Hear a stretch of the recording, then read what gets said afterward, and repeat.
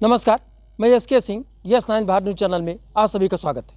हमारे साथ जेएनयू के पूर्व छात्र नेता, भारतीय जनता पार्टी के कद्दावर नेता पुष्कर मिश्रा जी हमारे साथ मौजूद हैं, जिन्हें प्रधानमंत्री मोदी का बेहद करीबी माना जाता है।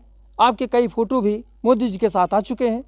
हम उनसे बातचीत करना चाहते हैं। महोदय, आपका यस 9 भारत न्यूज़ चैनल में स्वागत है। धन्यवाद। सर, अभी आप मनकापुर तहसील पास ही स्थित धुसवा गांव सभा में एक मंदिर है, नयनाथ मंदिर से भगवान शिव का और हनुमान जी का एक प्रसिद्ध मंदिर माना जाता है, जो काफ़ी पुराना है, काफ़ी प्राचीन है। अब अभी झाड़ू लगा करके सफाई काम कर रहे थे। ये आत्म प्रेरणा के द्वारा है या किसी नेता की प्रेरणा के द्वारा ऐसा आप काम कर रहे हैं?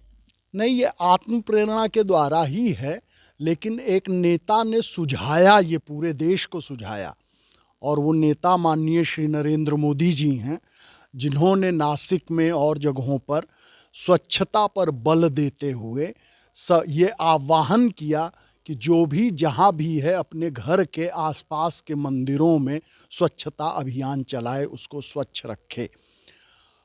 प्रधानमंत्री मोदी का स्वच्छता अभियान अपने आप में एक दर्शन है, और ये दर्शन ये है कि हमारे तीर्थ स्थल अब से पहले पूर्व के समय में महात्मा गांधी ने जिस तरह से कुंभ का वर्णन किया, जिस तरह से हमारे मंदिरों का वर्णन उस समय किया, वहाँ पर अतिशय गंदगी हुआ करती थी। और इसीलिए स्वच्छता पर महात्मा गांधी का बहुत अधिक बल हुआ करता था। आज हर मंदिर, हर रेलवे स्टेशन से लेकर कोई भी जगह हो भारत में, वो स्वच्छ है, निर्मल है। ऐसा प्रधानमंत्री मोदी ने महात्मा गांधी के स्वप्न को साकार कर दिया है। इसलिए निश्चित तौर पर ये जो स्वच्छता भारत में नए सिरे पर दिखाई पड़ रही है, इसमें पूरे भारत के लिए प्रेरणा माननीय नरेंद्र मोदी जी रहे हैं। आप जवाहरलाल नेहरू विश्वविद्यालय नई दिल्ली, जो एक बहुत बड़ी शैक्षिक संस्था है, विश्व प्रसिद्ध संस्था है, वहाँ से आप पढ़ चुके हैं और मामूली वोटों से अध्यक्ष का पद भी मात्र मुझे लग चार वोटों से आप चुनाव हारे हैं। हम लगभग उसको मान सकते हैं आप चुनाव जीते हुए थे, किन्हीं कारण बस थोड़ी चूक हुई, आप अध्यक्ष पद से वंचित हो गए। वहाँ से तमाम बड़े बड़े राजनेता निकले हैं। आज राम मंदिर निर्माण हो चुका है, रामलला 22 तारीख को उसमें विराजमान होंगे। 1 सप्ताह का ही समय मात्र शेष बचा हुआ है।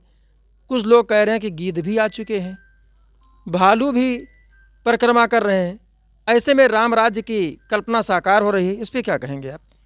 जब मैं जवाहरलाल नेहरू विश्वविद्यालय की छात्र राजनीति में था तो मुझसे ये प्रश्न किया जाता था कि राम के मंदिर का औचित्य क्या है आज के आधुनिक युग में।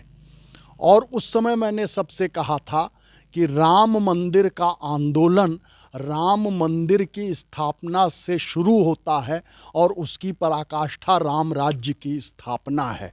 जब हम राम राज्य की स्थापना की बात करते हैं तब हम कहते हैं दैहिक दैविक भौतिक तापा राम राज काहू ना व्यापा, यानी कि पृथ्वी पर किसी भी मनुष्य के मन में किसी प्रकार का कोई संताप न रहे तो राम राज्य है। राम मंदिर की स्थापना हो चुकी है, रामलला की प्राण प्रतिष्ठा 22 तारीख को हो जाएगी। उसके बाद संपूर्ण भारत विश्व में राम राज्य लाने की दिशा में जुट जाएगा।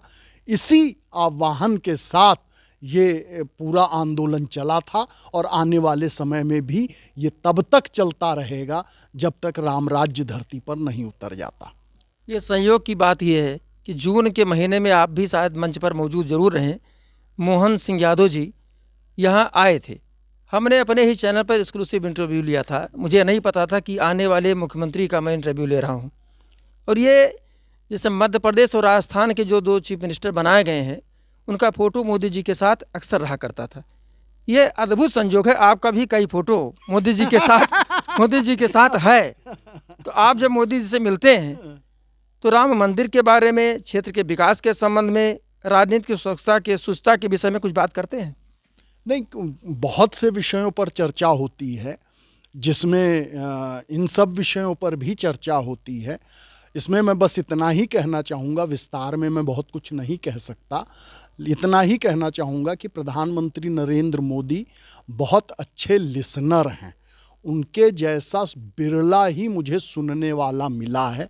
वो हर बात को सुनते हैं, उस पर गंभीरता से विचार करते हैं और यदि उन्हें वह उचित लगता है तो उस पर आगे अपनी गतिविधि भी करते हैं। ऐसा सुनने वाला व्यक्ति मैंने बहुत कम देखा है और उनके इस व्यक्तित्व के इस पक्ष से मैं बहुत अधिक प्रभावित हूँ। जैसा कि आप देख रहे हैं कि भारतीय जनता पार्टी वोटरों तक पहुंच चुकी है, समाज के निचले पायदान तक अपना पहुंच बना चुकी है। ऐसे स्थिति में जब मुख्यमंत्री बदल दिए जाते हैं, कुछ नहीं कर पाते, तो मुझे लगता है कि लोकसभा का चुनाव मात्र 4-5 महीने बचा हुआ है। तो तमाम जो सांसद हैं जिनका फीडबैक नहीं सही है, टिकट बचाने चक्कर में लगे हुए हैं, भारतीय जनता पार्टी भली भांति जान रही है जिसको हम टिकट देंगे वो सांसद होकर चला जाएगा। अगर कोई व्यक्ति मुगालते में है कि मेरे बल पर ये सांसदीय सीट जीत रही है, तो मुझे लगता है कि वो गलत ही होगा। तो ऐसे में पिछली बार आप लोकसभा की दावेदारी कर रहे थे, तो क्या इस बार भी दावेदारी करेंगे? अगर आपको टिकट मिला निश्चित रूप से आप पार्लियामेंट पहुंचेंगे। मैं राजनीतिक दल का कार्यकर्ता हूँ। विश्व की सबसे बड़ी जो राजनीतिक दल है वो भारतीय जनता पार्टी है। उसमें मुझे काम करने का मौका मिला है। ये मेरे लिए अत्यंत सौभाग्य का विषय है। पार्टी चाहे जिस रूप में मेरा उपयोग करना चाहे, चाहे वो संगठन के कार्यकर्ता के रूप में उपयोग करना चाहे, चाहे वो चुनावी रण क्षेत्र में उपयोग करना चाहे, ये निर्णय पार्टी का है और होगा। और मैं पार्टी के निर्णय को यथोचित अपने संपूर्ण प्रयास के साथ पूरा करूंगा।